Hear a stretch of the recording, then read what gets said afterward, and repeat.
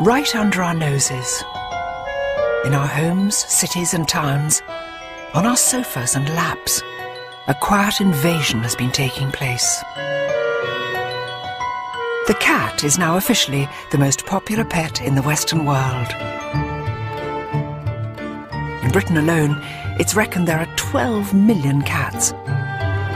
A vast, softly purring army, which it seems we are utterly powerless to resist.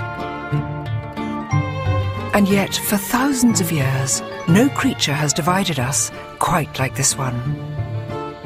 Are they regal, or simply cold and remote? Devoted pets, or as irrepressibly wild as their big cousins? How am I to capture the essence of this puzzling creature, one that so many adore and so many others find deeply unsettling? To do that, I'm turning cat detective. Unravelling this feline enigma everywhere, from the magical tombs of ancient Egypt. Oh, brilliant, it's all done by reflection. To a bizarre medieval cat festival in Belgium. From the cats who formed a Chicago rock band, to a cat in fancy dress. Must be so strange being slightly deaf inside a pink rabbit hat. I'll be tracking down the amazing big cats too, coming face to face with the lord of the Mayan jungle. All the strength and majesty of these creatures, you can't believe how beautiful they are. And armed to rasping tongue with the world's fastest cat. I'm trying to talk normally with my arm being licked by a cheetah. All to discover exactly why it is that cats divide us so much, and how one of nature's most efficient serial killers ended up as our favourite fireside companion. This is my journey into the world of the cat.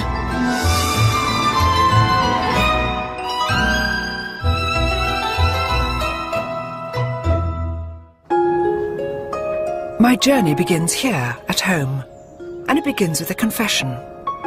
We don't have a cat. Well, not anymore. For 18 years we had a gorgeous cat called the Bee.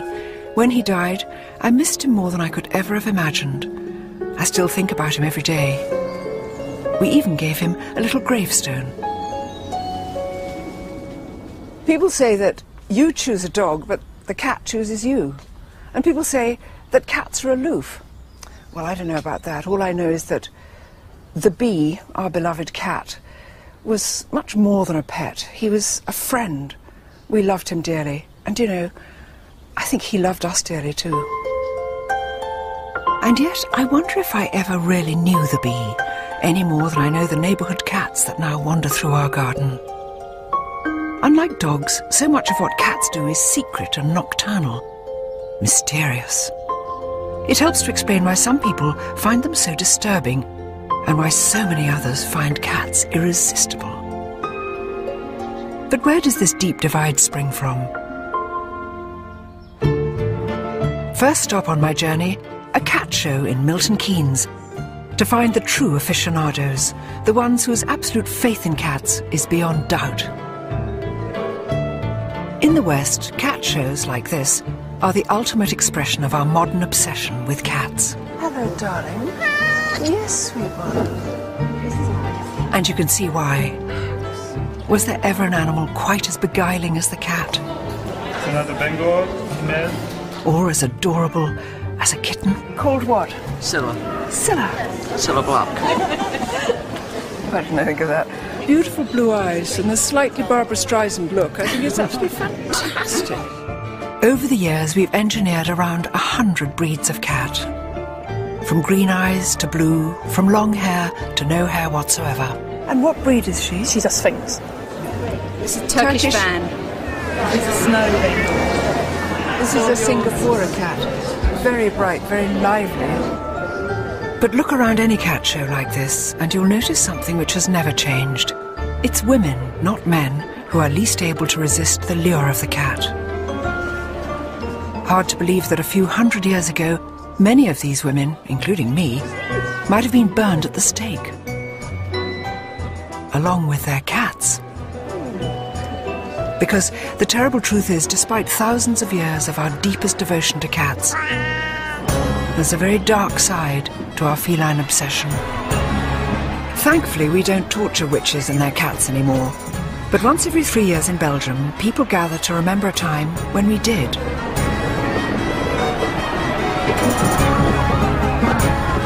On a warm afternoon in the town of Ypres, their world-famous cat parade is now in full swing.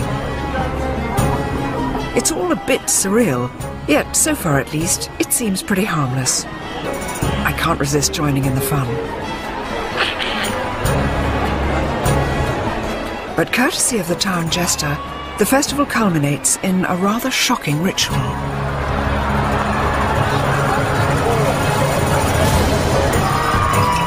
In Ypres 500 years ago, 9 lives wouldn't have been enough for even the sturdiest of cats. Europe had gone witch mad, and here in Belgium they took to slinging live witches' cats off the tops of high buildings. In fact, it wasn't until 1817 that this barbaric ritual was stopped.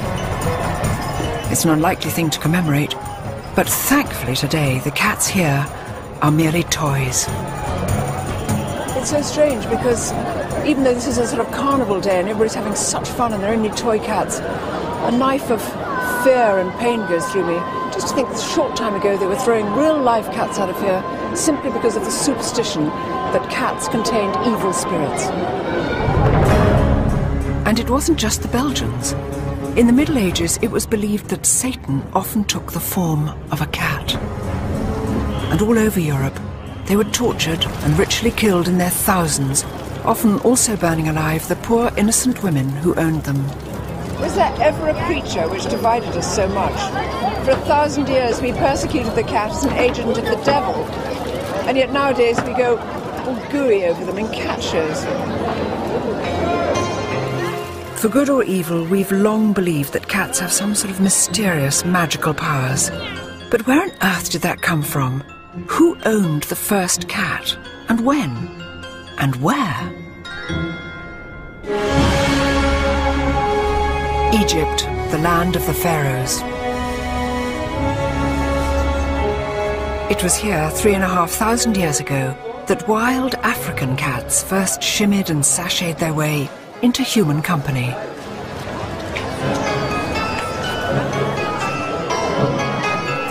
And even today there are few cities on the planet quite as comfortable with its cats as Cairo. They're everywhere, literally crawling out of every nook and cranny.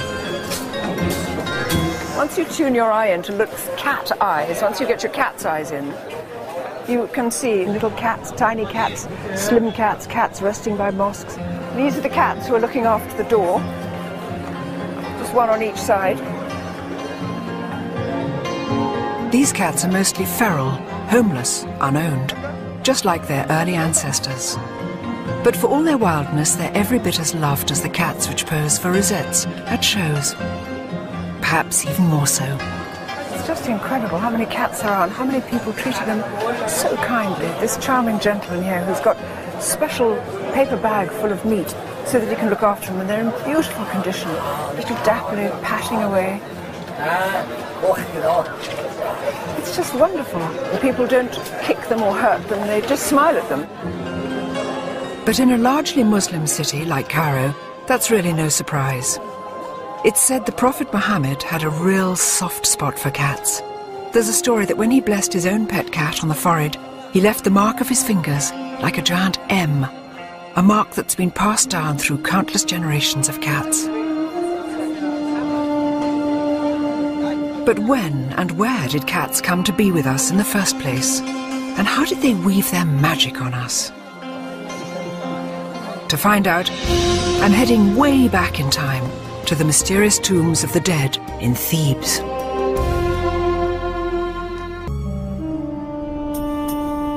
Before they came to live with us, cats foraged for their living in the blistering heat of the Sahara Desert. Hardly surprising then that the rise of human civilization by the Nile seemed like easier pickings. But the early Egyptian farmers got something out of it too. Grain silos attracted vermin. The vermin attracted hungry African wild cats. And before long, a rather remarkable relationship had been formed. A relationship first recorded in an extraordinary location.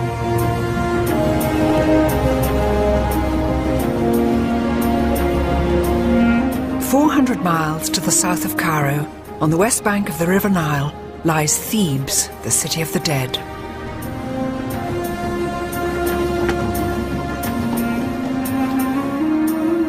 It's here that the ancient Egyptians buried their pharaohs and their aristocrats in lavish tombs. Salam alaikum. Shukran. Thank you, shukran. Tombs adorned with murals celebrating their daily lives in intimate detail. This is the tomb of Nakht. He was the royal astronomer, and here's Nakht himself, looking very fine, quite a dark kind of copper-coloured body. And this is his beautiful wife, Tawi.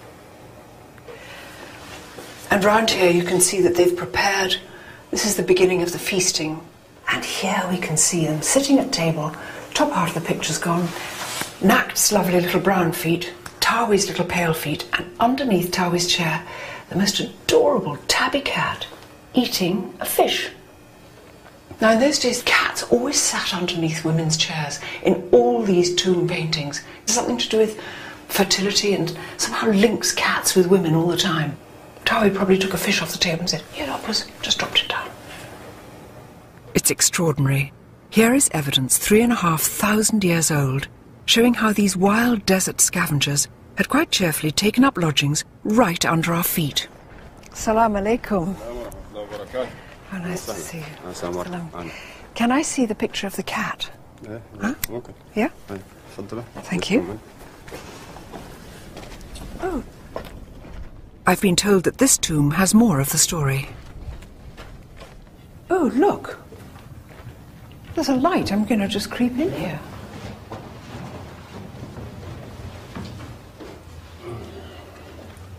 With a little mirror magic, all is revealed. How brilliant. It's all done by reflection. Look at this. So this is a hunting scene. Now there's birds all flying up, chaps throwing sticks at them. And here's a gorgeous little cat.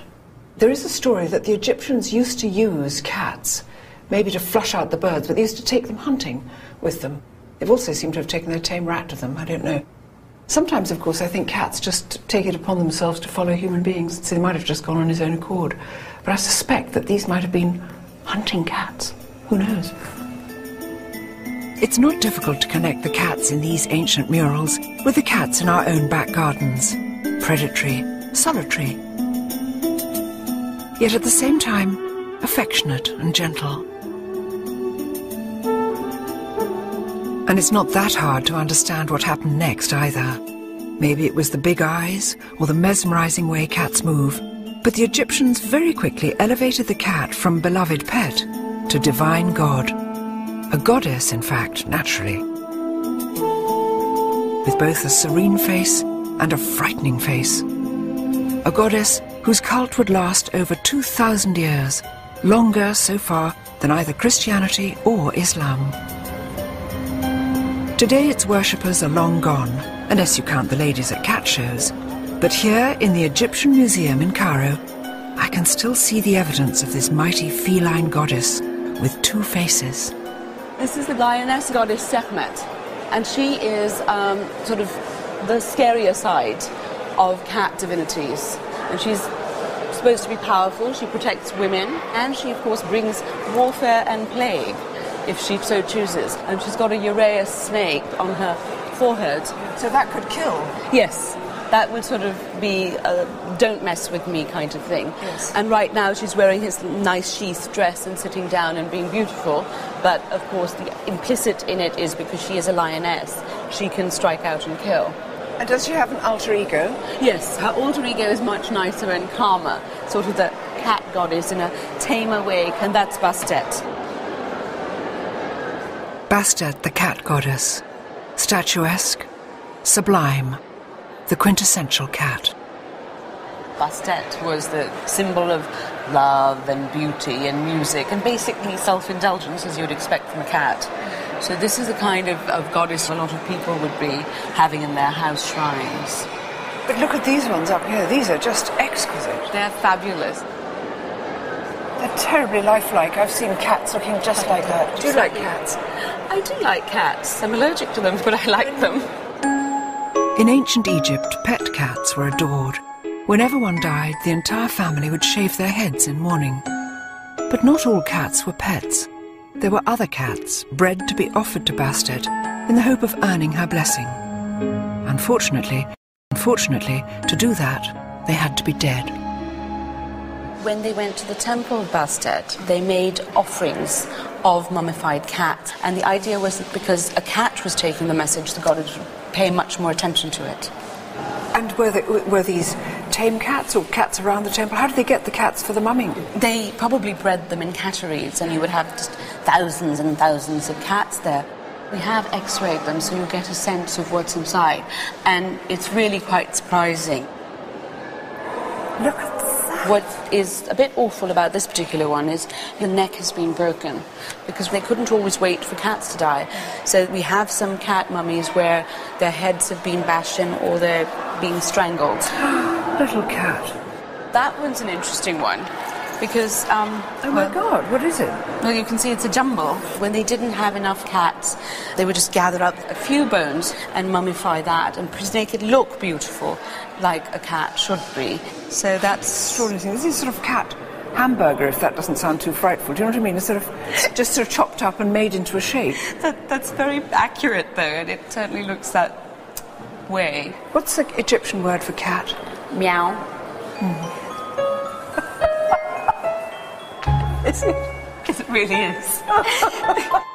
It sounds familiar, doesn't it? The cat with two faces. Cats as angels and cats as demons. Egypt is the home of the original prototype cat, the Mao, and whatever shape or pattern your pet cat is, it's descended from this ancient line of stripy tabby. In Egypt, the land where cats first walked amongst us, there are many who love them, but there are also others who are out to destroy them. Although in some countries Maos can fetch well over £1,000 a kitten, here in Cairo they still run wild in the streets. Unfortunately, some government officials think the only way to control them is by shooting and poisoning them. From a house in the Cairo suburbs, Maged Abdelrazek is on a mission to rescue them. Oh, now look, this must be one of the newest arrivals. Yes, this is our newest guest, Aida. Aida, how old is she? Yes, I do. She's about 7 weeks old. Aida. 7 weeks old? Yes. And she was found? She was found by a lady when she was about 5 days old, and I had to take care of her. You did this yourself? You fed her, what, with a little pen dropper? Yes, like about 6 or 7 times a day. Well, she's triumphant. She's quite got a little fat tummy. She's overfed now. Tell me, what makes a Mao cat? The Mao cats are the only naturally spotted cats. With striped legs? Yes, that's right. Yes, so they're half a leopard and half a tiger? Yes, it's a little tiger. Can take her home. Little You want to adopt Aida. her? I do like anything. I hope the Egyptian government finds a better way to look after these beautiful Mao cats. After all, this was the land where we first welcomed and then worshipped this strange, paradoxical creature. 3,500 years later, are we any less torn and divided by this humble beast? Is there anywhere that still accords cats the same adoration as Bastet? Or still harbours fears about their monstrous powers? To find out, I'm travelling to the other side of the world, to the country where the cat is very definitely the queen bee. For an animal that sleeps up to 20 hours a day, it's truly amazing the fuss cats have caused. We've bowed before them as gods, we've treated them as devils. Surely in the 21st century, those strange beliefs must be a thing of the past. Well, not quite. On the face of it, Tokyo is one of the world's most high-speed, high-tech cities. But look in virtually any shop or restaurant and you'll find the ancient spirit of Bastet, a little Japanese cat that's so famous it's been exported all over the world. Maneki Neko, the lucky cat, has one paw raised to beckon in good fortune. So for most Japanese, cats are lucky. In fact, they're now so besotted with the real thing, the demand for pet cats here is one of the fastest growing in the world. I've recruited local cat lover Mary Corbett to help me explore a city where the feline obsession knows no bounds and where no self-respecting cat should be caught naked.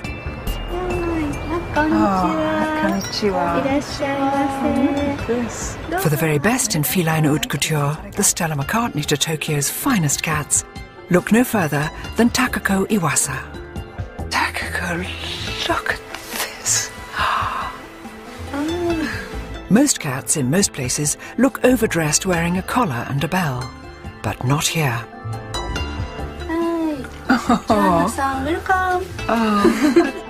For Takako the cat tailor, cats aren't just lucky, they're the objects of adoration.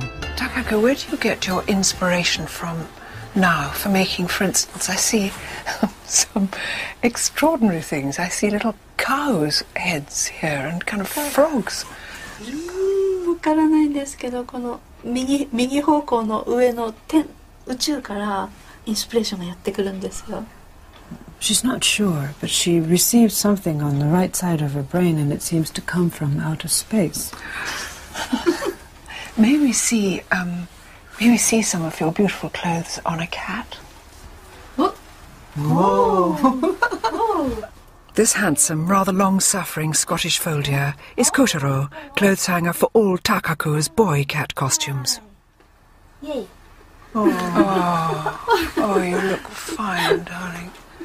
You look quite unlike a cat. He's taken his hat off. Not like Tom Kitten, he doesn't have to take his clothes off. One of her most popular outfits is a frog. Good cat. Oh, darling, good cat. God, he's turning into a mouse now. I wonder what this can do to a cat. Frog. Mouse cat. Oh, you look beautiful. We must never laugh at them, but look how fine he looks. He looks so beautiful. But who can resist a smile when the lovely Prin, short for princess, models her tiara? Yeah, she doesn't know another cat that can wear a crown. No. Without securing it in place. I never knew a cat would tolerate clothes.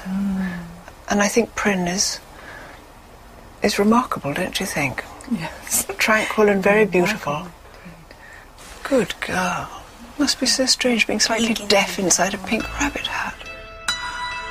It's hard to imagine the wild street cats of Cairo dressed like this.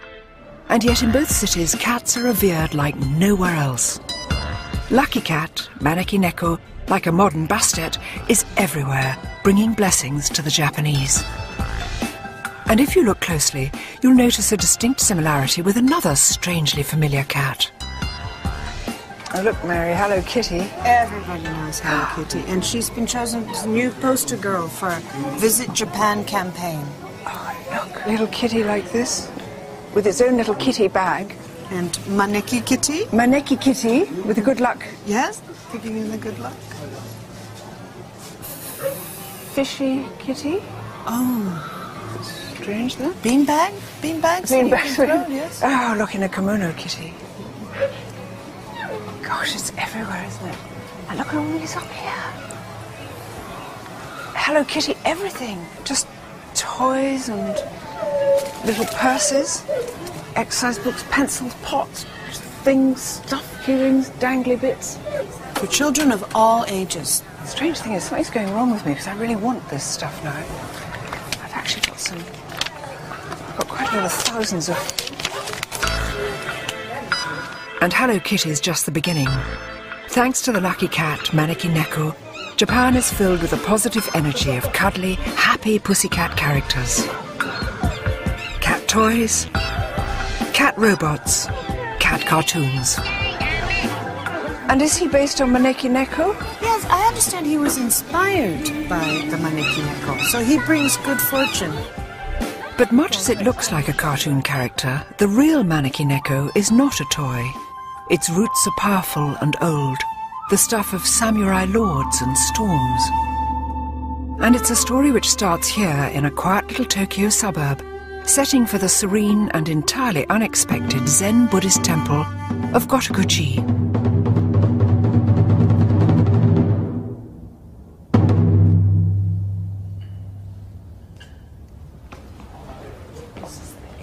The true guardian of the lucky cat legend is the head priest of Gotokuji.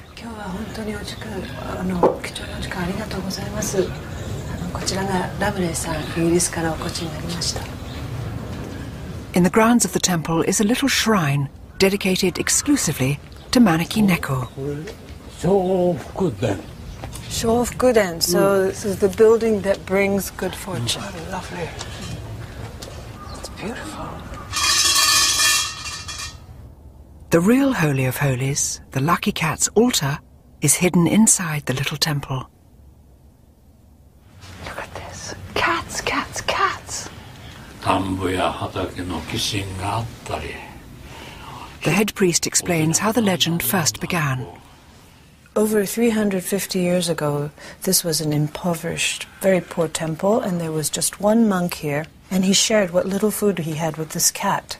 And he said to the cat, well, one day I know you will bring us great fortune. One day he heard a lot of noise outside the gate, and the cat was there beckoning these lords who were riding by on their horses. The Lord followed the cat's beckoning, and just as they came in, lightning struck the tree that they had been under. So they would have been killed? Yes, well, that's what the Lord thought, and he was very, very grateful for the cat having invited him in. It's a fabulous story. You can see why the Japanese took Maneki Neko to their hearts, always in the hope it would save them from disaster too. Look at these cats. From all over Japan, pilgrims travel here to seek the blessing of the lucky cat. So many, and some are big and some are tiny. True devotees see the cat almost as a tiny incarnation of the Buddha, a kind of mini-god, really. So worshippers would purchase these cats, and then they would pray that they may meet good people in their lives. When their wishes come true, they will bring the cat back to the temple and offer thanks. So these cats have performed great things for the families. All good news, all happy wishes. All happy wishes. But even here, in a country besotted with its lucky cats, you can detect that familiar ancient legacy of fear and suspicion. Take the bullet train out of Tokyo and you enter an older, more traditional Japan, where sinister legends live on. Horrifying tales which speak of the Bake Neko, an evil monster cat. In an old farmhouse, curled up by the fire with a pair of rather unscary cats, legend expert Akiko Manabe tells the tale of an evil pet cat that can change its shape. Once upon a time, there was a family. They loved a cat. Suddenly, that cat was missing, and wife's behavior became very strange. She ate in her own room. She told the family, don't look into my room when I'm eating. But the husband peeked into her room. She was eating the dead mice, dead birds, dead fish. When the wife turned her face to the husband, her face became the face of the cat. It turned out the cat had killed her and ate her up and pretended to be the wife. How awful. Can you imagine being that husband looking through and it's like, and it looks like a cat. And you think it's your wife and it's got a cat face. Right. Is it always women? Cats turn into women? Most of the cases are women, because the people think women are more cruel than men. Catty. Yeah.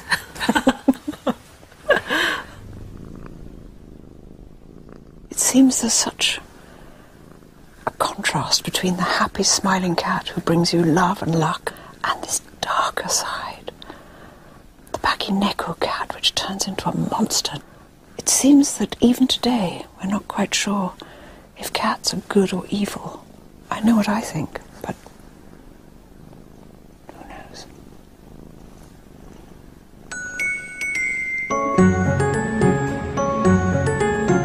Back in the West today, cats are so spoiled, it's easy to forget what a rotten time they've had of it in the past, and what ridiculous superstitions we've linked to them.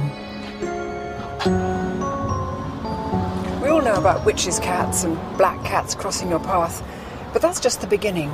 Back in the old days, when they were routinely flinging cats out of belfries, they used to say that a cat could suck the breath out of a sleeping baby, and that to eat the warm brains of a cat would make you invisible. They said that planting a live cat in your garden would keep down the weeds. We've forgotten now, but for hundreds of years, we used to be terribly cruel to cats. Ever since the Pharaohs, we've been unable to agree about cats. And we still can't really decide whether to love them or loathe them. How could something so innocent and beautiful be so divisive? One man who thinks he knows the answer is top feline expert Roger Tabor. Roger, we've seen cats treated as gods and goddesses. We've also seen them demonised and treated as the devil. Such extreme feelings to the cat. Why is that? It's crazy, isn't it? But in reality, they're just the flip sides of the same coin. We recognise that there is something strange about them, and at the same time, you recognise they've deified it. It's always the otherworldliness. And what is the otherworldliness about the cat? Yes. Well, when you look at them, you've got a package. It's a nocturnal, lone hunter. When you're dealing with an animal which is not a pack animal, then you're dealing with an animal that doesn't like being told what to do. With the dog, you are either the boss or you are bossed. But with the cat, it thinks it through for itself. It's much more independent. So we've always been a bit wary, a bit distant. We understand that they are somehow other, somehow wild, somehow strange. The solitary hunter lurking within. The irrepressibly wild feline heart. Is that why we find cats both inspiring and perplexing? If it's true, then my challenge now is to meet the full force of that wild side, face to face. Hidden deep in the jungles of Central America lives the ultimate mysterious solitary feline. Just like the cats of Egypt, Europe and Japan, the mighty jaguar both transfixed and terrified an ancient civilization. Unfortunately, this great cat is paying the ultimate price for our fear. Rollover Labradors and rollover Cocker Spaniels. In the 21st century, the cat is the new top dog. Globally, there are now over 200 million of them living in our homes. And yet, on this journey, I've learned just how deeply cats divide us. It seems it's their solitary nature which is to blame. But is this the same spirit our cats still share with their wild cousins? The Mayan jungle in the heart of Central America is home to the world's most elusive big cat, the ultimate solitary hunter. Centuries before the arrival of the domestic cat, the Mayans worshipped the jaguar with the self-same mixture of fear and adoration. But actually finding one is a serious challenge. If anyone can help me, it's Mexico's top jaguar conservationist, Gerardo Ceballos. Before we begin scouring the jungle for this mysterious beast, Gerardo's brought me to an ancient ruined city to get a bird's eye view of the enormity of our task. So this is one of the largest ones. Look at that. It's immense. It's huge area. It's probably the second largest in the Mayan world. Calakmul, once a metropolis of 50,000 people, flourished for over 500 years. By 900 AD, this civilization had collapsed, and with it the cult of the jaguar, as the Mayans abandoned their cities for good. So, Gerardo, tell me about the cultural connection between the Mayan people and the jaguar. Well, in Mayan mythology, jaguars were very powerful spirit living in the forest that could cause you damage. On the one hand, they hate the jaguar because it's killing their cattle and their goats, but on the other hand, they really respect it. It's a mixture of like a mystical respect, but also a lot of fear to the jaguar. They must have been extraordinarily elusive to see, because somebody said that seeing a jaguar is like seeing vapor, like a mist. You're staring at it, exactly. And you don't know if you're seeing a jaguar. Respect and fear. It sounds so familiar. That same ancient response to the cat, mirrored here with America's top jungle predator. Wow! Look at this. Very impressive. So everything is like probably 1.5 million hectares covered by forest. But you can't see, apart from these ancient pyramid sort of buildings, there's not another There is building not a single person inside here. in 360 degrees, all the way around, nothing. Nothing. It's dense forest now, but 1,000 years ago the Mayans destroyed their own way of life by greedily chopping down the precious trees they needed to sustain life. God, this must have been strange, a treeless metropolis. Exactly. When the Mayas collapsed, it was more on a local or regional impact. Then a lot of the species, like the jaguar, they were able to move to other areas where there were forests and survive. What is happening today is that we're destroying all the forests, you know. So the jaguar is in danger and it disappeared. Yeah. If we cut it down now, they've got nowhere to go. Exactly. I'll do whatever it takes to look one of these big cats in the eye, to see if I recognize the wild heart that beats inside every domestic cat, even if it means getting up at 3 in the morning. We know less about the jaguar than about almost any of the other big cats, and that's because they're so hard to see, and they're so very shy. But this morning we're going to have a very good shot at finding one. We've got a bunch of dogs and a bunch of men here to see if we get lucky. Gerardo and his team are on a mission to find and study as many wild jaguar as possible, and hopefully figure out why these great cats are dwindling so dangerously in number. Do the dogs get excited before we go? Yeah. They want to go. They want to go. Early morning before the sun rises is generally when jaguars are most active and easiest to spot. And even here, nothing beats a dog when it comes to running down cats. They're being tied by the chains into the back of the van so they don't all jump out. They're peaceful and sweet and waggy and they just look so friendly. But I think that'll all change once we get onto the scent. Timing is everything. There are just a few weeks every year at the height of the dry season when conditions are good for finding jaguar. Too much rain and the jungle gets too flooded for tracking. Well, the daylight's up now, so what do you think? Yeah, well, it's still very cloudy, so it's good. It's overcast, and by being overcast, it helps us to work longer time during the day because we don't have the pressure of the sun on the dogs, on the people, and on the jaguar. So right now it's perfect. That's it. At a remote river crossing, Gerardo decides it's time to begin tracking on foot. We're going to look around here for the scent, okay? Okay. To see if we can pick it up. Okay. Perfecto. Uno. I think this is good because I heard that jaguars like to hunt near water. And amazingly, jaguars quite like swimming. Of all the big cats, jaguars and sometimes tigers, but jaguars are most fond of the water, which is unlike any domestic cat. Hates getting wet. Excelente, excelente. Vale, mi Cuau. And yet in so many other ways, jaguars and domestic cats, in fact all 38 members of the cat family, are incredibly alike. Designed by nature as perfect killers. Razor teeth and claws hidden inside, velvet paws so soft you'd never hear a thing until they were right on top of you. Gerardo, what happens when the dogs get the scent of a jaguar? What happens then? They will start to howl and bark really loud. And then we will release them. And then all of them will start to run. Then the jaguar hopefully will climb up with the tree. Yeah. We will arrive and dart it, put it back here, and then do all our work of measuring it and on the forest floor, taking blood samples, all kind of information that we need from that animal. Gosh, better catch up. Yes. After a few hours it becomes too bright and too hot, and our chances of finding a jaguar drop significantly. There's no scent. Very disappointing. We don't have it around here, apparently. So we will keep on trying to find it. But for today, at least, the jaguar hunt is over.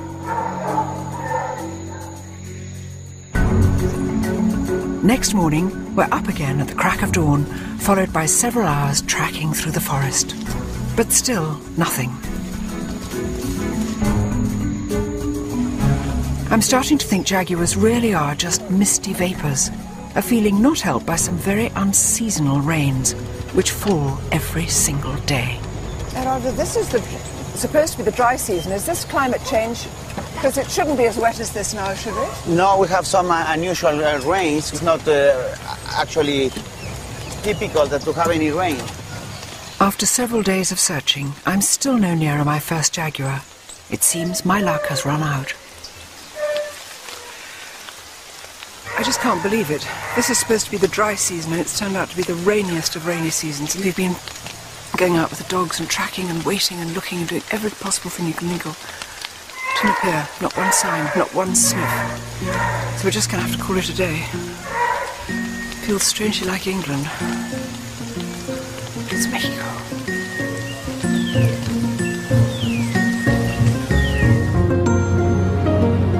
But my luck may be in after all. It seems there's another project not too far away that could help me see what I came here for.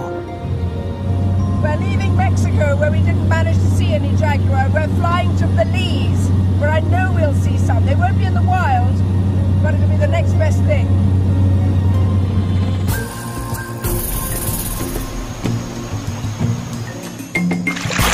A 100 miles as the parrot flies, in another part of the same Mayan jungle, is Bowden Creek Ecological Preserve.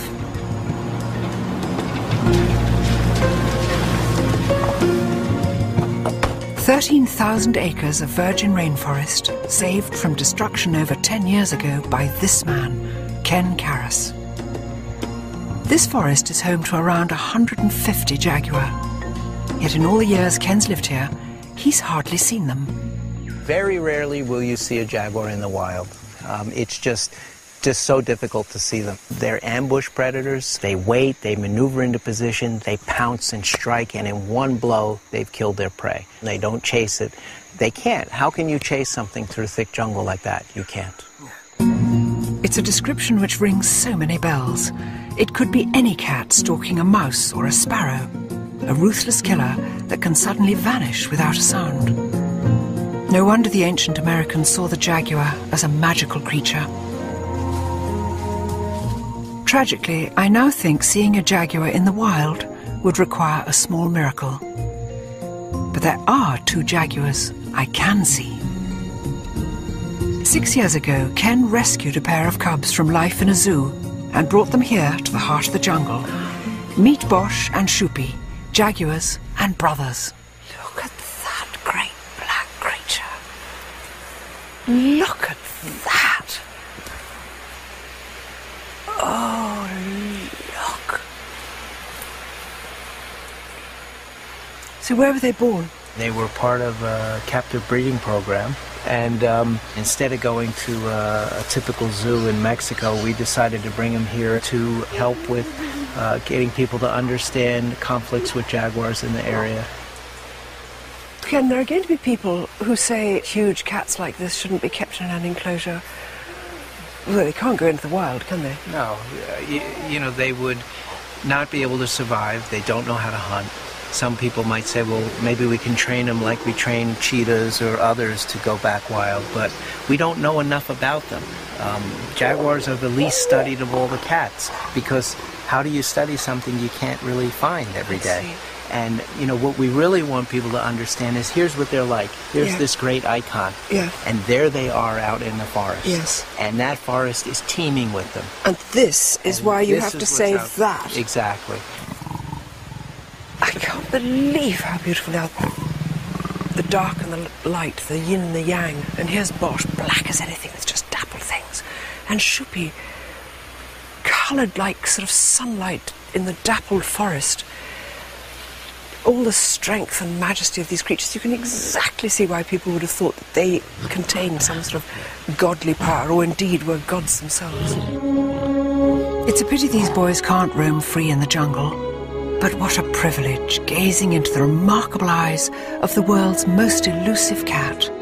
Eyes which burn back with the same wild spirit I used to glimpse in my beloved bee. The same spirit you can still see in every cat alive today. The mystery is why these stealthy little predators ever chose to move in with us.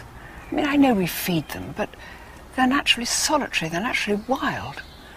And they don't do as we tell them, they're not obedient. Maybe that's what some people find so ghastly about them, and what so many millions more like me find so enchanting and adorable. Next time, what happens when we do try to make cats conform to our world? Cats that perform tricks? Cats that wear neckties and false nails? And the big cats that refuse to be tamed, and whose future is now in danger?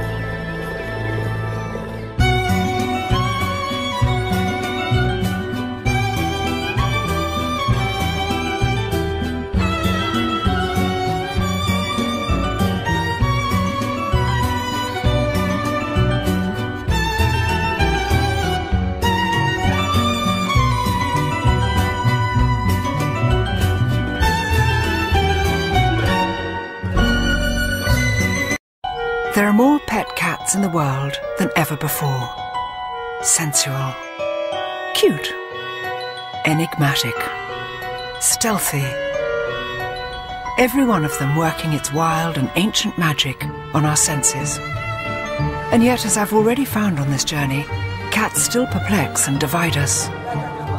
My quest to understand them has already taken me from a mysterious Egyptian tomb to a breathtaking encounter with the lord of the Mayan jungle. I've learned that inside every cat lurks the same wild hunter spirit, and that's despite nearly 4,000 years in our company.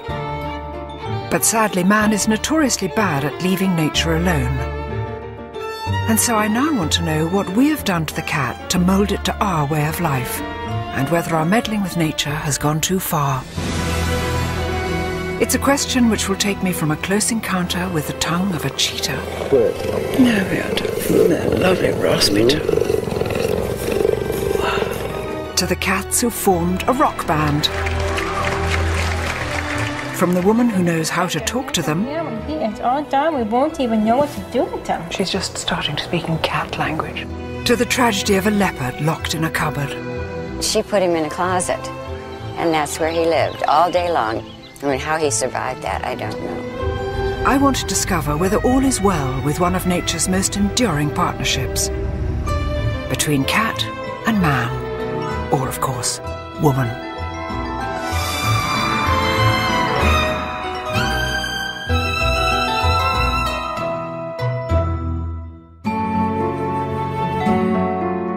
If you stop to think for a moment, it's incredible that cats live with us at all.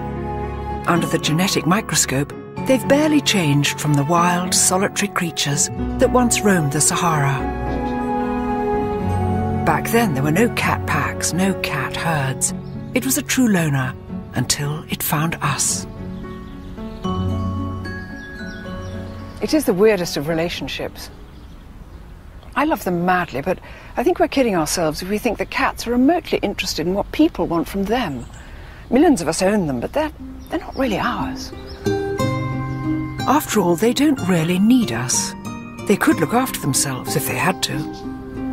But that doesn't mean we've stopped trying to master them, which begs the question, would a cat ever take orders from a mere human? To answer that, I'm in Chicago on a bitter winter's day. It's been said that cats are far too smart to do the dumb tricks we get dogs to do. But whoever said that hadn't been to see one of Chicago's oddest cabaret turns, a circus performed entirely by cats. It looks as though preparations for today's show are already well underway. For the record, I usually have little time for performing animals, any more than I have for zoos or wild animals in captivity. But a cat circus intrigues me. Cats are so famously uncooperative.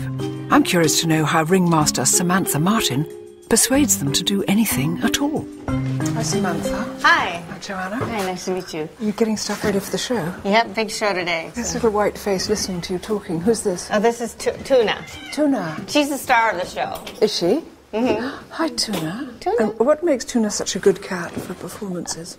She's very consistent. She has no fear issues whatsoever. Where some of the other cats, Some days they perform, sometimes they don't. It's free will. We open up the cage. If they don't come out, that means they don't want to come out. So we close the cage, we move on to the next trick. But Tuna always wants to... She rang the bell. I'm sorry, that was the cat ringing the bell. Tuna, will you ring the bell? Yes, she's like, attention, attention, come on. Here, Tuna, go back to your light. That's quiet. Tuna, she's just switched the light on. Sweet cat. Oh, Tuna is brilliant. She really is. How do you get a cat to do what you want it to do? I can see you're giving her small rewards. It's a lot of it has to do definitely with a special treat. You can train a cat to do just about anything you can train a dog to do. But then where a dog will just be like, I don't care if I only have 2 breaths left. Whatever you want from me, I'll give to you. And cats are like, I don't think so. Dogs will work for love, where cats work more for, they want a payoff. They want to see the contract up front. They're hard negotiators. Are they your pets as well as your performers? Oh, absolutely. The cats all live with me. Not going to say how many cats I have, but I always say I'm single. I'm going to stay that way. Do you think Mr. Wright is working out there, Mr. Cat Wright? Somehow doubtful, because not one guy has asked me out after the show. And I wear this sexy cat outfit. Come on. When they said cat circus, I didn't know what to expect. Certainly nothing as much fun as this. And the slight dangerous quality of will they, won't they. Very exciting. Can't wait for this afternoon's performance.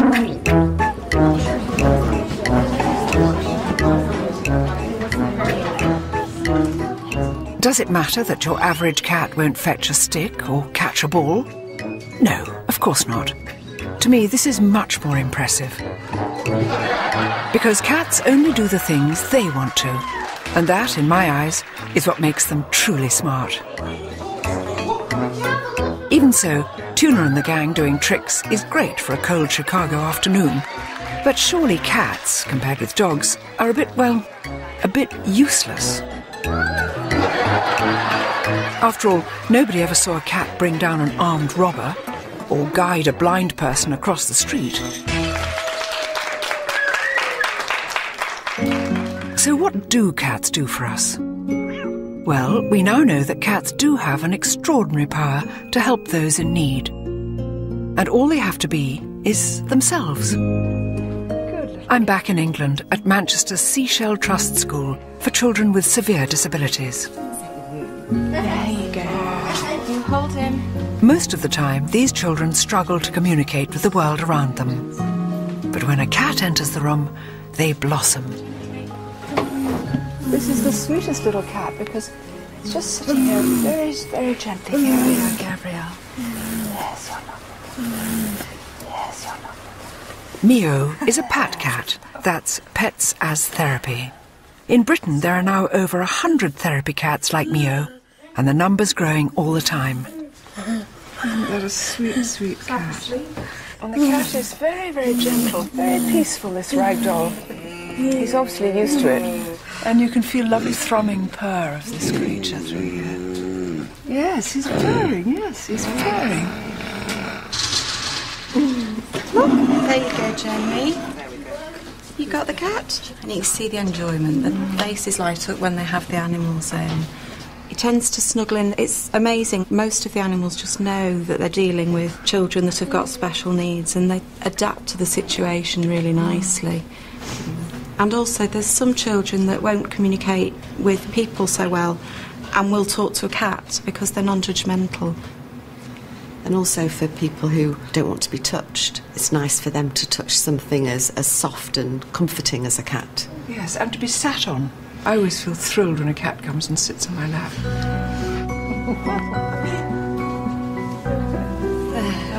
How about that? It's deeply moving to see how the warmth and softness of a cat can stir such pleasure in these children.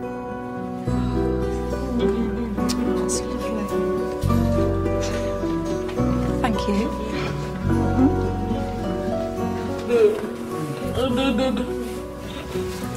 She's busy watching the good boy. Gabby. Good girl, good cat. Yeah. Did that make sense? No, I didn't say it right. Yes. Did it? Yeah. Good. Good. Good. Surely anyone who's ever stroked a purring cat can understand this. Feline company can lower blood pressure, improve your mood, and bring companionship to the lonely and the sick. But if cats can change our lives, how have we changed theirs? What price have they paid for our insatiable need to muck about with nature? I mean, this is really one of the strangest little beasts I've ever held on my lap. Instead of us trying to redesign the cat, perhaps we should try to understand how and why nature designed them in the first place. So with my whiskers, if I had whiskers as well, I'd be fantastic.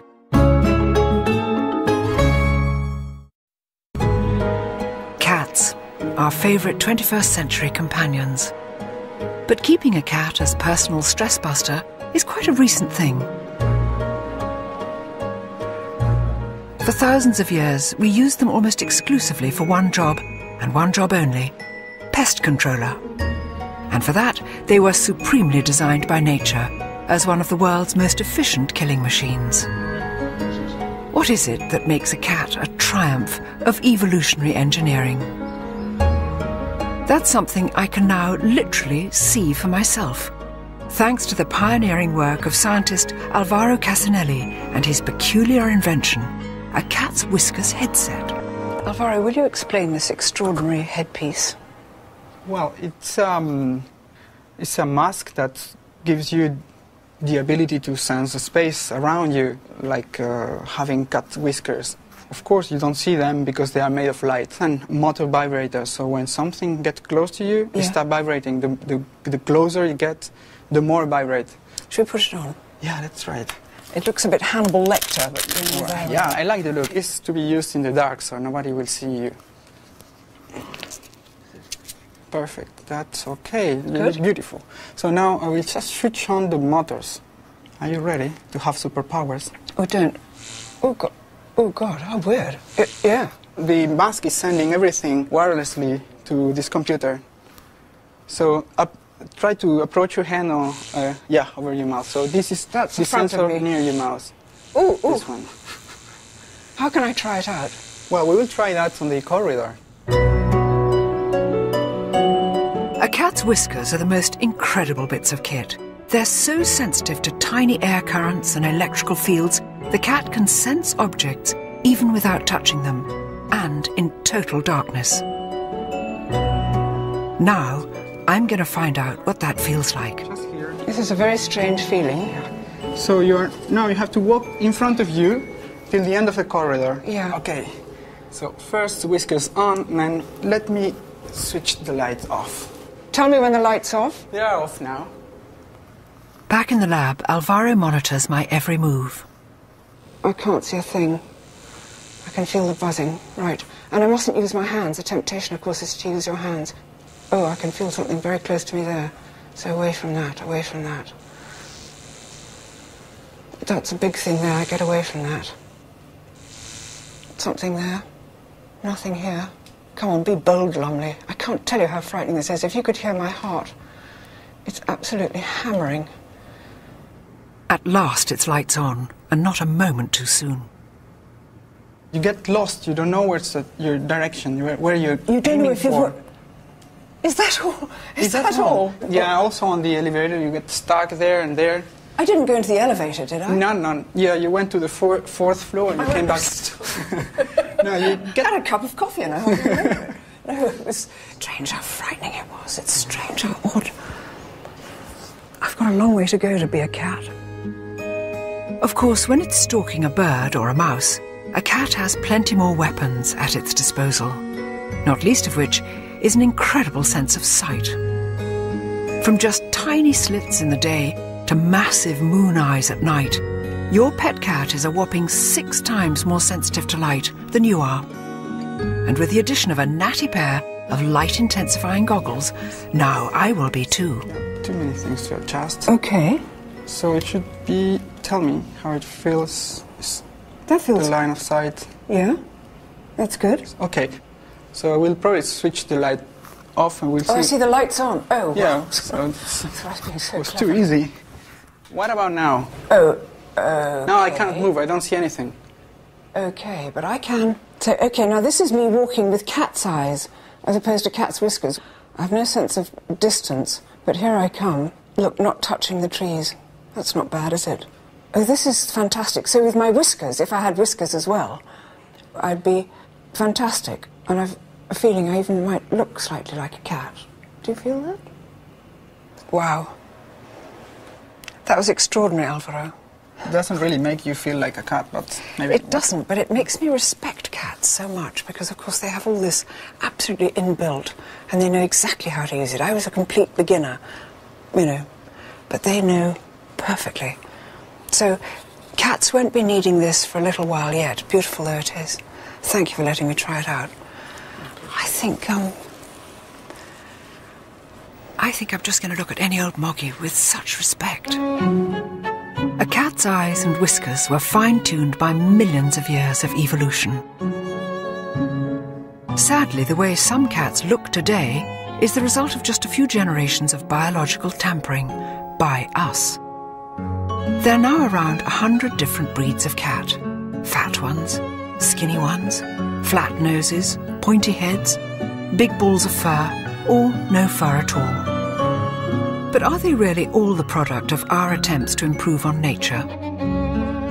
With the aid of a few hand-picked pedigrees, top cat biologist Roger Tabor explains. It's strange looking around at all these cats, Roger. They're all, well, obviously very different. Did we breed them all to look like this? The simple answer is no. Natural selection has happened just as much as man's hand, or woman's hand, because a lot of breeders are women. For example, in a hot climate, you will find, by and large, lighter cats, slimmer cats with shorter coats. When you move away to the chillier north, there's this whole group of really heavy-built, long-haired cats that evolved, and then some of them, of course, we've changed ourselves. But in a funny way, they're all roughly the same size. And yet dogs, when I think of things like a Chihuahua and a Great Dane, why is there such a difference in the size of dogs and really not so much in the size of cats? Dogs are different because through the centuries, dogs were selected for jobs. Yeah. So you had big dogs doing big jobs and little dogs going for yappy down holes and things as opposed to ripping things apart. With cats, there has not been this selection pressure by us to get the animal working. Because all we really wanted them to do was to look after our grain, didn't we? Absolutely. Mice and rats was our cat target. And they come as one size, so as long as the cat can get them. Do that. And therefore, actual positive breeding in the way that we do it now is very recent. We've been doing it to dogs for centuries, and now cats are fast catching up. By playing mix and match with genetics, we're designing ever more exotic shapes and sizes. But how far are we prepared to go? For some of the world's strangest experiments in cat genetics, there's only one place to look: America. I'm heading for an encounter with a munchkin. That's a cat. In fact, it's the feline equivalent of a dachshund. And it's earned breeder Terry Harris a nickname in the world of pedigree cats. Meet the Munchkin Queen. So the first munchkin, as far as you know, was a natural development in the cat. It was just a cat which happened to have short legs, is that right? That's correct. It's a naturally occurring spontaneous mutation. Yeah. The gene that is responsible for the dwarfism shortens only the long bones in the leg. It would be like from your elbow on down. Now this is a strange looking little creature, isn't it? He is different looking from a cat, isn't he? He is a Sphinx hybrid, bred to a munchkin, so he has no hair and very short legs. I mean, this is really one of the strangest little beasts I think I've ever held on my lap. But of course, this cat he's not even got any whiskers. No. So this little person obviously goes about his life in a quite different way.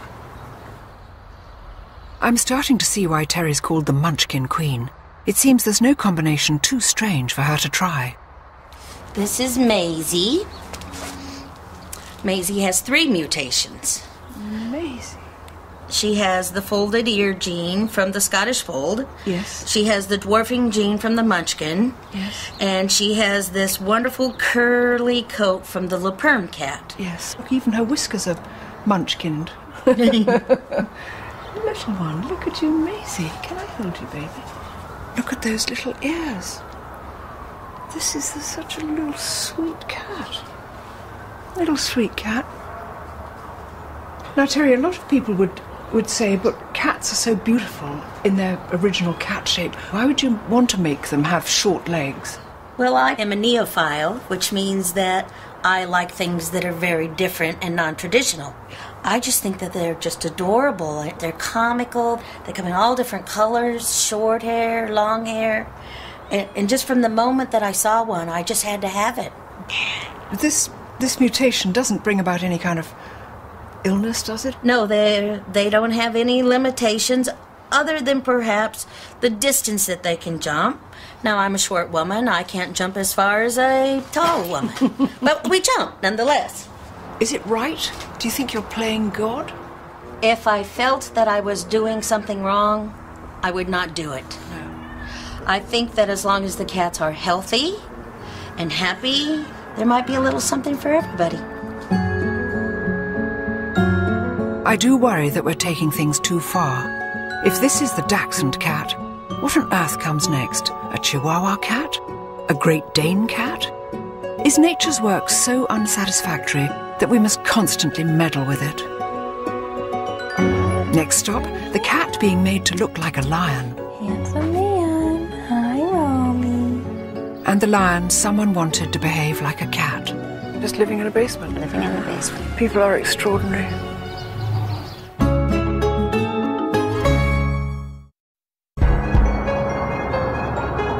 Los Angeles, the home of the alternative lifestyle.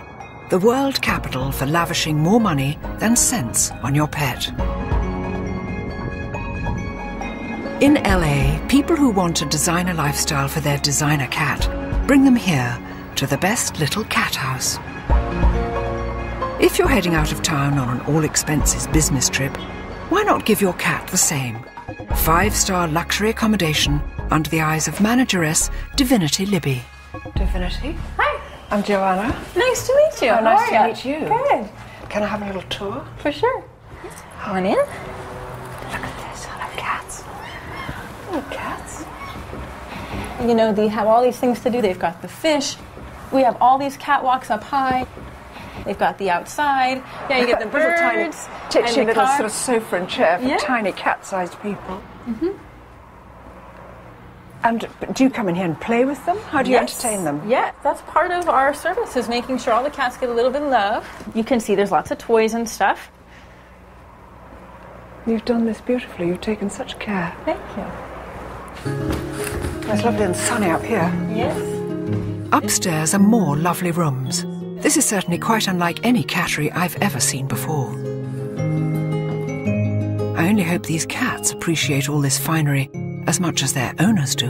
What is this up here? This looks Those like a camera. Yes, that is a live cat cam. So wherever you are in the world, if you miss your cat, you can log on and see what they're doing. You can control the cam from, Spain. Divinity also offers first-class feline grooming, and she's about to show me LA's latest and hottest haircut for hip cats. This is Romy. Hi, Romy. And You're Romy's a beautiful. Himalayan. So we're going to do Romy today in a lion clip. And he's going to be such a handsome man when he is all done. We won't even know what to do with him. She's just starting to speak in cat language. Gosh, I wonder if I had such a beautiful cat, Divinity, I wouldn't have a clipping on this. Would you? I think that coat looks absolutely sublime.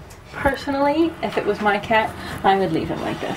But some people, they're highly, highly allergic to their cats, and that's the only way they can tolerate living with them. Maybe they shouldn't have cats if they can't cope with them. Oh, man. If Romy could speak, I'm sure he wouldn't be begging to have his handsome coat shorn off. So there's your little lion tail coming out, yeah? Look at that tail, darling. That's the cut. Oh my goodness, stop crying. He's so handsome, isn't he? Yes, he's so handsome. No. So when they're all done, they get a little grooming spray to make them smell wonderful and fresh. And the boys get a little bow tie, and the girls get a little bow. And since Romy's the little man, we're just going to put this right on him. At least hair can grow back. Unfortunately, some people take much more radical steps to alter their cats. You know, some people get their cats declawed. You don't believe in that, do you? It's illegal in England. It's I know they do they're it trying to now. make it illegal here. We actually, for a lot of our clients, put on soft paws. Do you know what that is? No. They come in fashion colors. So this would just slip on like that, and you glue it on. You glue it on? Mm-hmm. Just a drop of glue in the bottom. Then it doesn't. It doesn't scratch. Right. Do you think we've gone mad? No, but do you, Divinity? Because these are semi-wild animals in a funny way. You know, it's a lot of people otherwise would declaw them or give them away. Or give them away.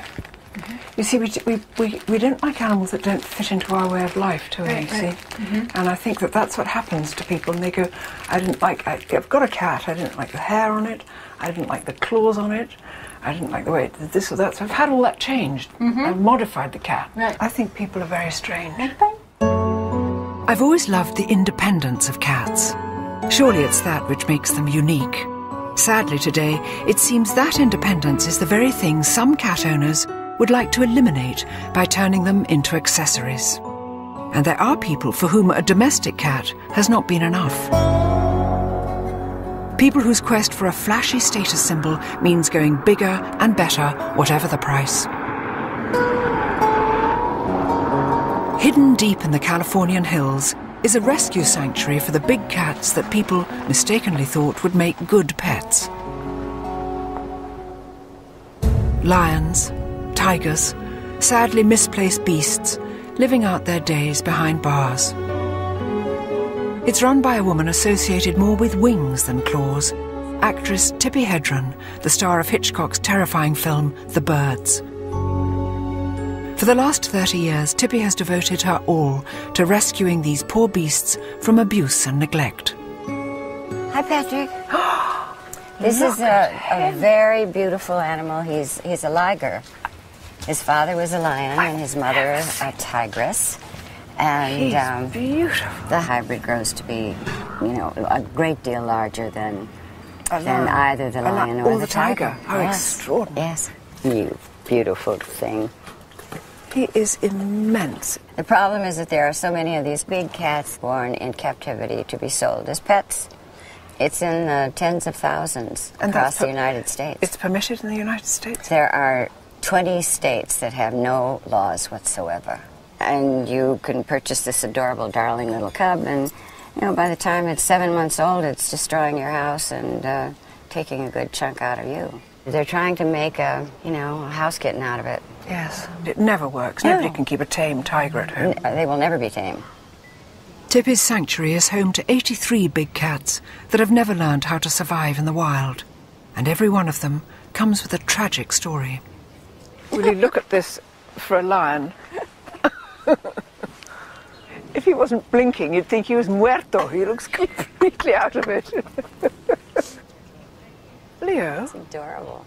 That is very, very attractive. Leo was living in a basement with a family, and they had children. And so no going outside for anything, just living in a basement? Living in the basement. People are extraordinary.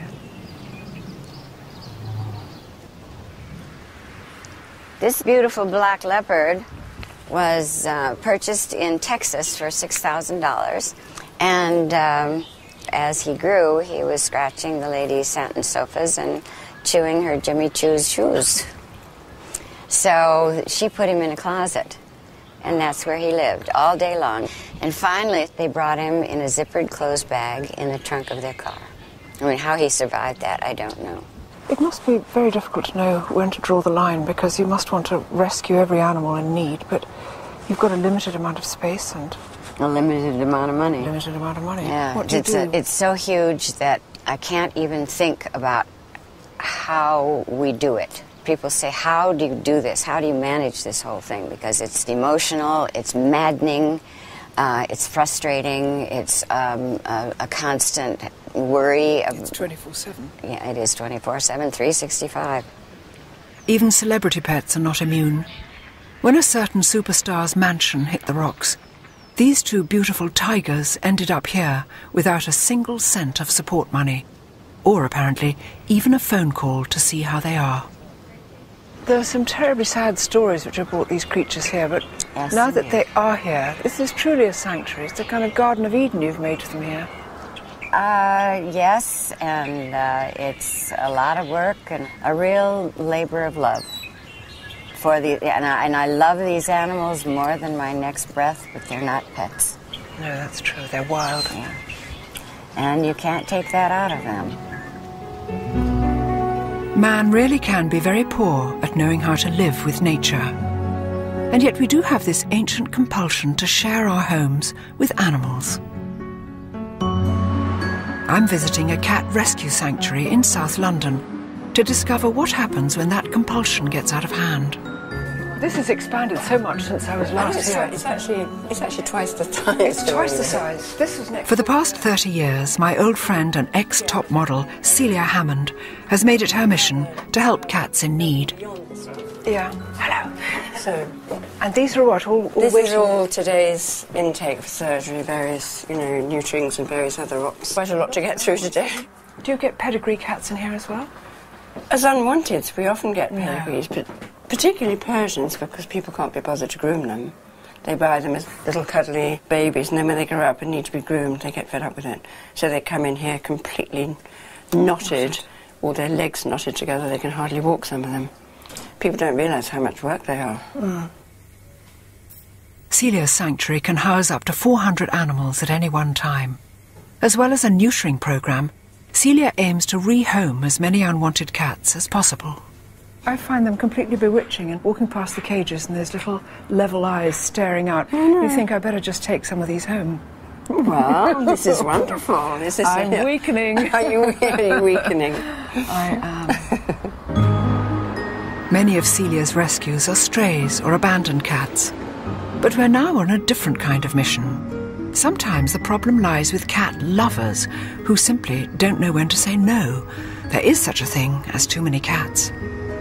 Well, it's real hard work to try to persuade people to get their pets neutered. Some people say, I don't care what happens to other people's animals. All I know is I want my cat to have kittens. But they're making the situation worse when there's so many animals being put to sleep every day. How can it be right to bring more into the world when there's no homes for what's here already?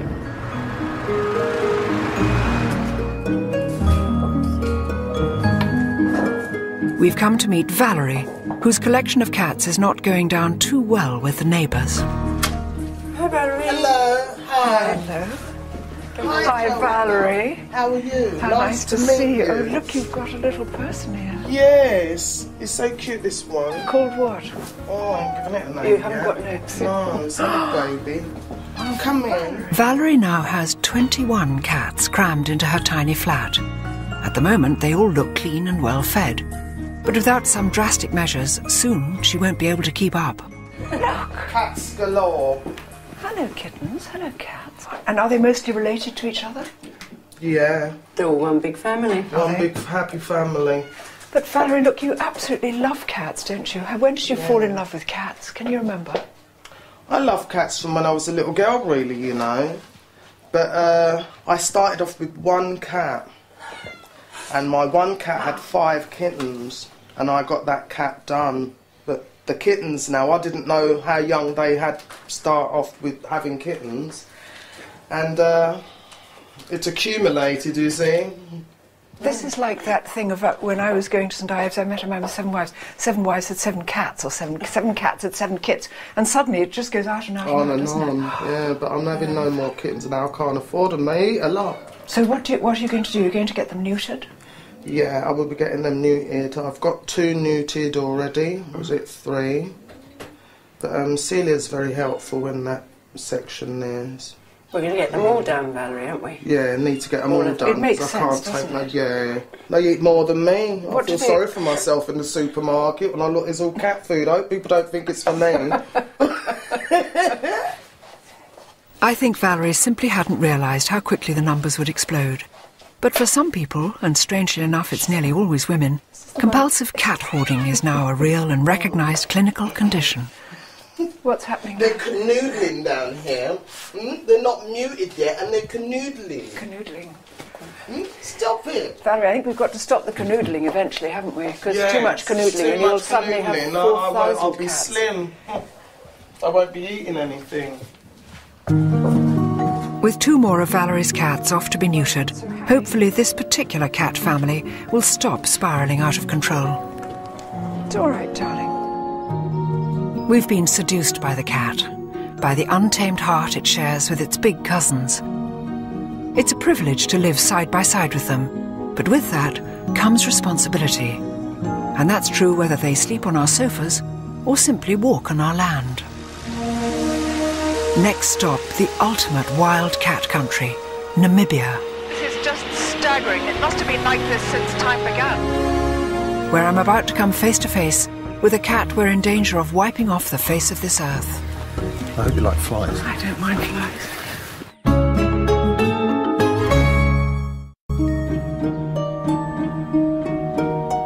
Quietly, cleanly, and with great poise and self-assurance, the cat has overtaken the dog as our favourite companion. But for all our efforts to master and redesign them, cats are still at heart as wild as they ever were. When you compare them with their larger cousins, you recognise the same predatory instincts that we watch with fascination in our back gardens. The big difference is our response to these cats all too often comes from the end of a gun. But why? For one cat especially, the presence of humans is pushing it to the brink of extinction. 3,000 cheetahs, that's a quarter of the world's remaining cheetah population, live right here on the open plains of Namibia. This country is the front line in a battle to save them. And local conservationist Dave Houghton is a true veteran of the fight. I'm heading skyward with Dave to get a clearer picture of the thing that's brought man and cat into bitter conflict, the land itself. This is just staggering, the size of this plain. It must have been like this since time began, really, do you think? Yeah, this is country that big cats have been in for millions of years. And then man came along and parceled it up into little blocks for farms. And you get the inevitable human-wildlife conflict. And who's winning? I'm afraid it's man at the moment, but we are making big inroads into trying to get that balance right. Beautiful, eh? Beautiful. Dave is the head honcho of Africat, a charity that's fighting to save cheetahs from trigger-happy farmers. Rather than shooting or poisoning a predatory cat, farmers can call Dave to trap it and bring it here, to Africat's 10,000 acres of protected bush. Africat now feeds and cares for 84 rescued cheetahs that would otherwise have been killed. And here are 3 of them: Pippin, Measles, and Knessus. So beautiful. Why do you think they have these gorgeous... Is it just black marks? What is it? It's a Bushman folklore. A mother lost her babies, and that's basically what's left over from the tears of her crying for her babies. These 3 cats are now too old to hunt effectively in the wild, but Dave's about to move them into a brand new 120-acre camp where they can live out their days in peace. Wildlife vet Mark Jago is on hand to give them a full medical. I think it's that guy CA starting to wave. Okay, you can go in there now. I said one in the middle. Yes, you see him now? He's just wobbling a bit. I just want to check that he is down first. First step, to get this sleepy cat out of the hot sun. If I get the front... Yes. Let me just pull him out a bit because there's a thorn bush there. Yeah. You have to watch the flies, huh? Yeah. If you hold the base of the tail there... Yes. And then put your other hand underneath, under here. Fiona. Under here? Yeah. Yeah. Okay? Yeah. Right. I had no idea I'd be getting quite so close to a cheetah. I hope you like flies. I don't mind flies. This is fantastic.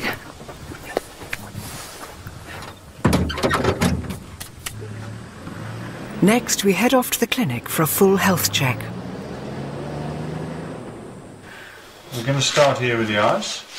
check the eyes out, make sure there's no injury, anything like that. And you can see how the pupils are incredibly clear.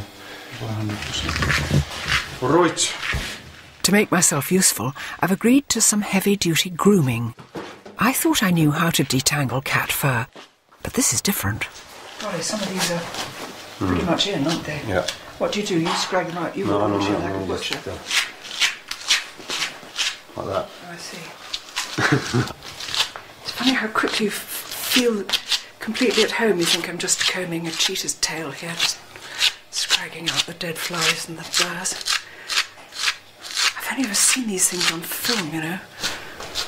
I think respect is the first word that comes to mind for these creatures, isn't it? Whenever possible, Africat releases rescued cheetahs well away from the farms where they were captured. But sometimes the young, the infirm, or in this case, the elderly, become too dependent on us to survive on their own in the wild. Which is such a shame. Well, tell me, an animal like this, which does 80 miles an hour, how can it ever live a natural life in captivity? It can't, can it? So you can keep it groomed and healthy and alive and everything, but it wouldn't be living like a cheetah. No, I think it's something we've got to recognise. That, you know, as much as we try and improve the conditions in captivity, what we really are working towards is looking at the animals healthy, happy, and conserved in the wild. Yeah. Because that's where they should be. It's reassuring to know there are projects like this. But it's depressing to encounter yet one more example of mankind's inability to live and let live, especially where cats are concerned. Oh, phew. Once our 3 patients have recovered from their drugs, it's time to release them into their new enclosure. Me? Yeah. Dave's wife, Carla, lends a hand. Just gently stick your fingers in the hole. Are we ready? Yeah. Ready? Hang on. I normally just put my fingers half in the hole because then you get a bit of... Yeah. Okay? Okay, go. They came out of that like sort of rocket.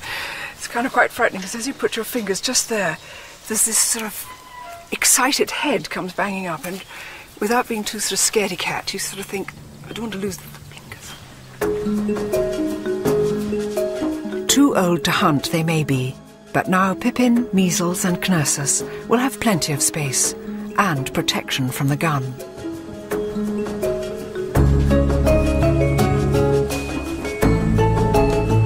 In another Africat enclosure, I'm waiting for Dave and Carla, who've promised me a special treat. God, look at that. That's wonderful thick purring sound. Hello, darling. Come on, you can spend later, sit in the shade. Come on. Pugsley and Gomez, rescued as tiny cubs when their mother was killed by a farmer.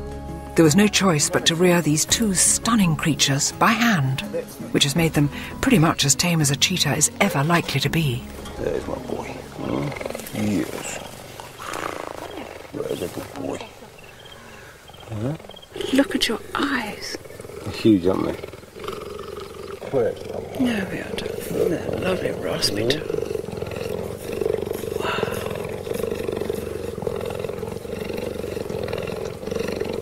That's lovely, darling. It's extraordinary. Apart from everything being on a slightly different scale, i.e. the purr is 40 times louder and the limbs are X longer, they're so like domestic cats, that licking and flopping. Look, he just loves that.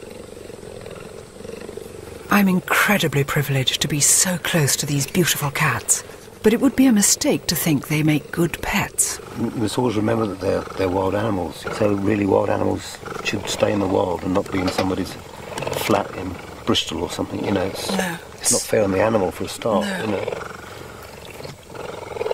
I'm trying to talk normally with my arm being licked by a cheetah. It's just extraordinary.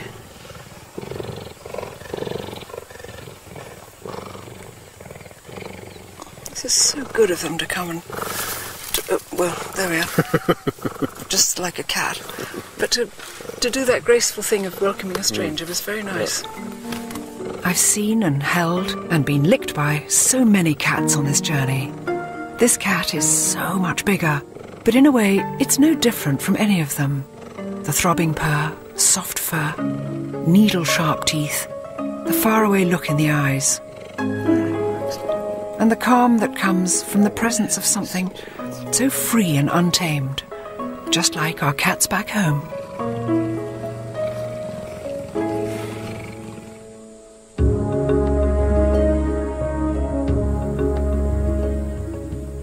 Well, it's been amazing seeing the big cats here. Utterly, utterly thrilling. And it just seems to me that we seem to have made our peace with domestic cats. They've come down out of the wild and we know exactly how to live with them. We love them dearly and they love us. We haven't quite managed that with the wild cats. With the big cats, we've got to do that to conserve them. After all this was theirs before it was ours. So we've got to learn how to share it, I think. Hopefully the Namibian cheetahs will survive. Their domestic cousins, meanwhile, are in no such danger. What a fascinating journey in their company. From an Egyptian tomb to cats with short legs, cats dressed as mice, cats thrown off tall buildings, cats simply too gorgeous to resist, and cats in the Mayan jungles of Belize. All the cats I've met have shown the same wonderful sense of independence. And I think to truly love these animals, you've got to appreciate the wildness in them. That free spirit which still burns so bright after nearly 4,000 years in our company. And more than anything else, it's the untamed heart that bewitches me.